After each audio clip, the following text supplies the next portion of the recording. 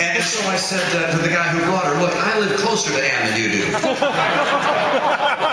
Why don't I give her a ride home for you? He said, fine, go ahead. We've been going steady ever since. My wife, Ann.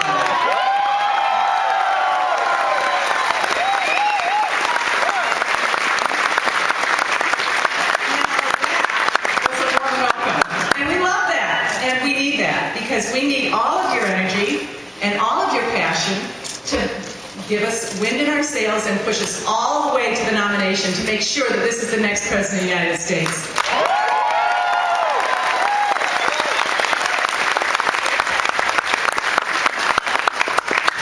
I'm glad to be here. I'm glad to have my sons here. They look so nice and well-dressed and well-behaved. I like to remind people that there was a time in their lives when they weren't like that. They were particularly, if anyone here, I'd love to know this, anyone that's a mother of all or father of all boys in the audience, then you all know what I'm talking about. They just, all they do is wrestle, bounce balls, and fight.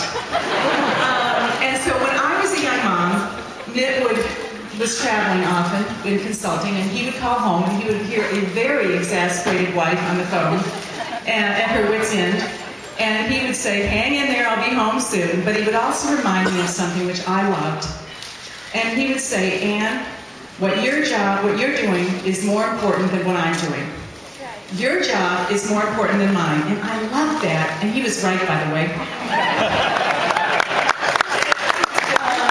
And he reminded me that his job would come and it would go. But this would be forever. And he is so right. And I was so grateful to have that kind of a partnership that kept us having the right perspective in those hard years. So it's been a wonderful 42 years of marriage, and as Mitt said, we've got a lot of grandkids now.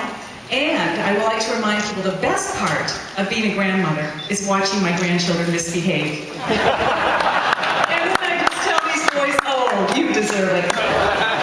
So it's been an exciting few days here in Iowa. You have an important job to do tomorrow.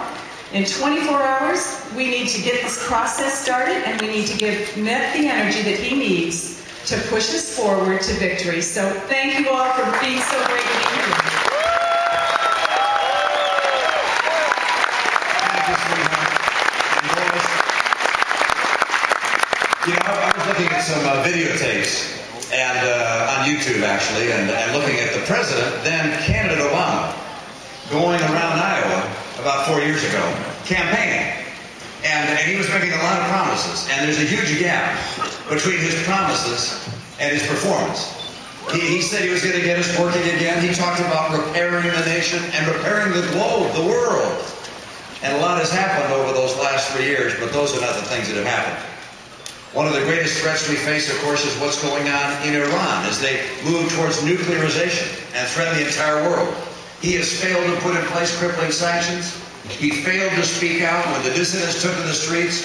He's failed to put together credible military plans that would convince the Iranians to be dissuaded of their folly. And then, of course, there's the economy itself. He went to the American people and said, I'm going to borrow $787 billion. And his administration said, we'll keep unemployment without a lot of money. We'll keep unemployment below 8%. It hasn't been below 8% since. And by the way, that 8% number, that's 25 million people without work, or stopped looking for work, or just got part-time work and need full-time employment. And this is not just a statistic. These numbers mean real people. If you've ever been out of work for an extended period of time, you know what that means. It means in some cases depression, and some cases trouble in marriage, and trouble at home, and other cases people lose their faith. Being out of work is tough. And this American president didn't cause the recession, but he made it worse. And it lasted longer because of his policies. And then we faced another problem. And that was the government that was borrowing too much. He was very critical of President Bush. He said borrowing $450 billion more than you spent, that was wrong. Well, he's borrowed 3 times that much every year. And he's on track by the end of his first term, his only term, by the way. Yeah.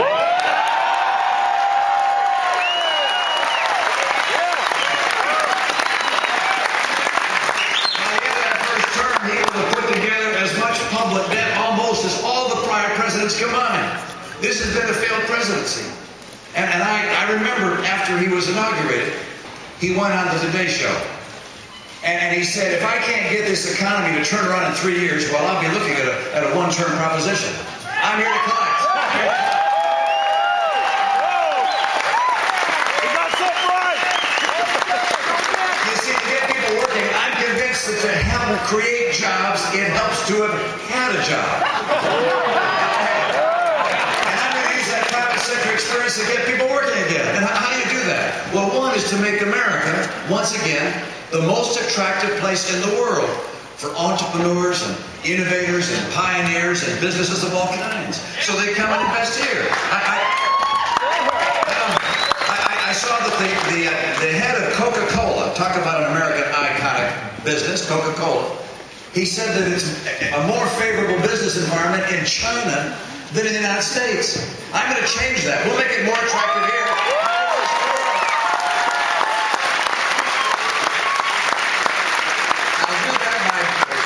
Tax code right. I'll do that by putting a stop to all the Obama-era regulations and throwing out those that kill American jobs. I'll do that by opening up new markets for American goods so that we can sell around the world, and I'll clamp down on China that's been cheating. They've been stealing our intellectual property, our designs, our patents, our know-how, our brands. They've been hacking into our computers. That has got to stop. I will stop it if I'm president.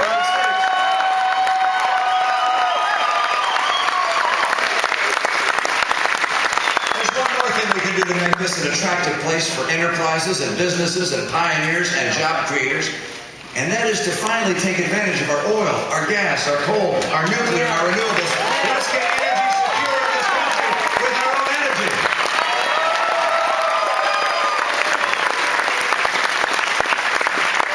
Now I've also got to balance the budget. I got to cut spending.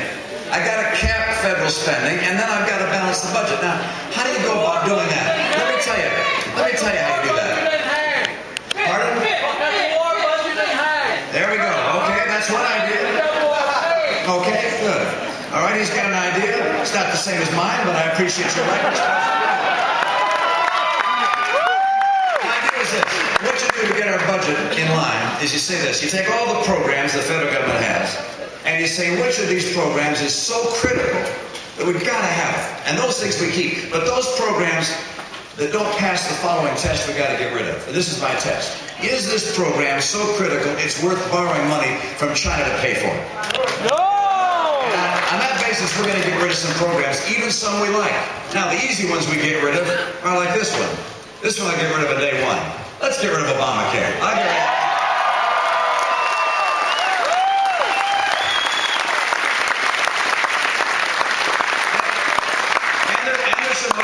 Look, Amtrak ought to stand on its own feet or its own wheels or whatever you'd say. And I like the National Endowment for the Arts and the National Endowment for the Humanities, but I'm not willing to borrow money from China to pay for it. I like the fact that my grandkids can watch Big Bird on TV. I think that's wonderful. But because they don't have advertising, the government has to put in a check. I don't think that's right. And so we're going to have Big Bird with advertising probably because I don't want to borrow money from China.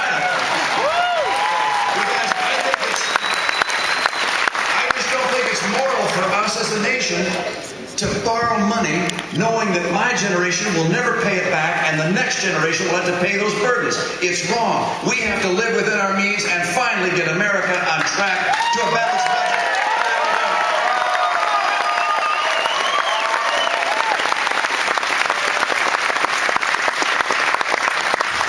But I think you know that this campaign is about even more than jobs, important as that is, and even more than reining in the scale of the government, important as that is.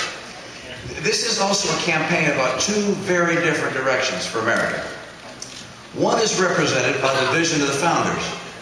I love our patriotic music. There's a song, America the Beautiful, you know well.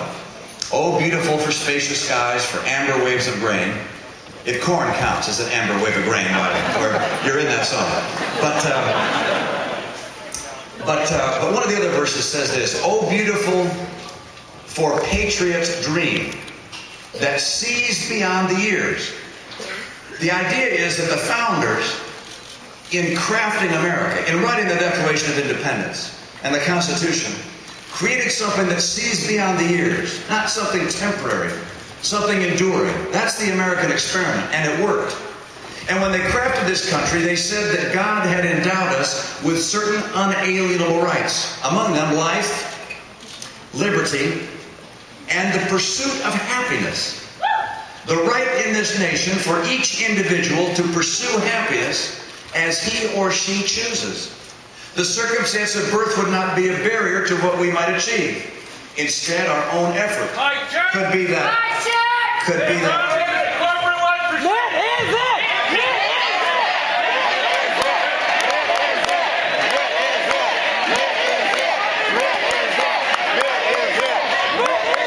Guys, let's talk about the Constitution again. And by the way, United's not part of the Constitution. Get a job! I'm sorry. I'm sorry. Shut up! There you creep! Stop the war on the floor! Stop the war on the floor! Get a job!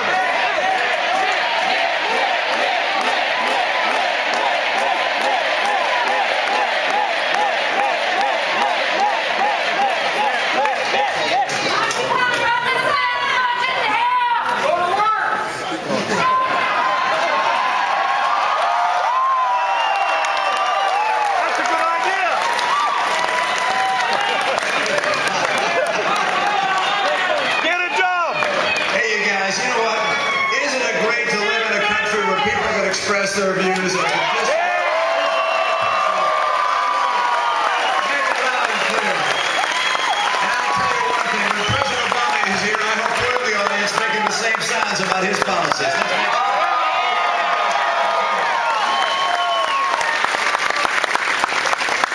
I was talking about the course and direction of this nation. With the Declaration of Independence letting us choose our path in life, this nation became an opportunity nation. A place where, based upon merit, we could achieve our future. And by virtue of being a merit society, that meant that people who got education, and who worked hard, and who took risks, and who had dreams, could achieve great things. And interestingly, by virtue of their accomplishments, they did not make us poorer as a nation. They made us better off. We worked with one another. We lifted the entire country. An opportunity nation drew the best and brightest from all over the world to this extraordinary country. I love what the founders saw, but I watch our president today. I don't think he gets it. I think he's over his head. I think he wants to turn this into a European-style welfare state. I think he wants an entitlement society where government's job is to get bigger and bigger and to take from some to give from others. The methodology of that approach is to create envy in the American people instead of ambition. It's to poison our respect for one another, to divide us person by person. I want America to remain as it's always been, one nation under God.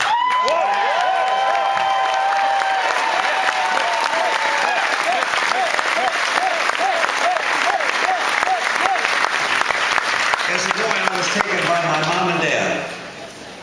They put us in our car and drove us around the national parks.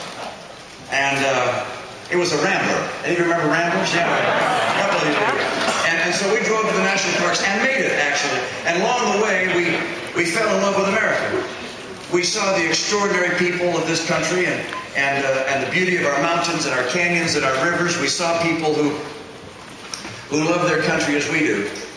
That hymn I spoke of, America the Beautiful. There was another verse I loved. It was, "Oh, beautiful, for heroes proved in liberating strife, who more than self their country love, and mercy more than life." Do we have any veterans here? Heroes proved in liberating strife. Thank you.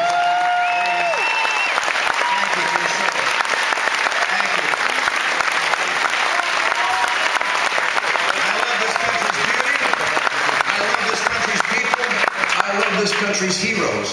I believe that it's time for us to bring America back to the principles that made us the hope of the earth. When Ronald Reagan spoke of a shining city on a hill, that was not in the past. That's not just in the present, it's in the future. I know we've taken a detour these last 3 years from those principles. I want to return them to America. I want to restore those principles to America. I want to make sure the light from that shining city is brighter than ever. I want our kids to know their future is bright.